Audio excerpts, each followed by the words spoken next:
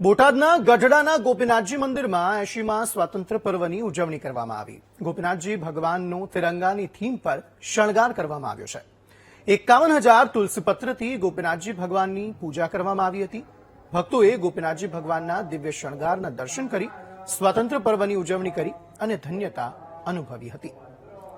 અલગ અલગ મંદિરોમાં તિરંગાની થીમ પર ભગવાનનો શણગાર કરવામાં આવી રહ્યો છે।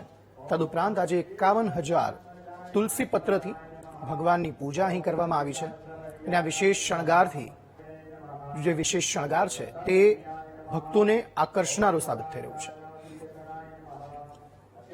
આપણા દેશમાં ગુલામ આપણા પેઢીઓ બાપદાદાઓ હતા, પણ જ્યારે સ્વતંત્રતા આવી છે ત્યારે આજના દિવસે ખાસ કરીને ત્રિરંગાની થીમ ઉપર ભગવાનને પણ શણગારવામાં આવ્યા છે અને ભગવાનના શ્રી ચરણમાં 5-7 ભૂદેવો દ્વારા શ્રી ભગવાનના ચરણમાં તુલસી દલથી એનું પૂજન કરવામાં આવે છે। રોજના 51,000 ઉપરાંત તુલસી દલથી શ્રી ગોપીનાથજી મહારાજના ચરણમાં તુલસી અર્પણ કરીને એનું પૂજન કરવામાં આવે છે।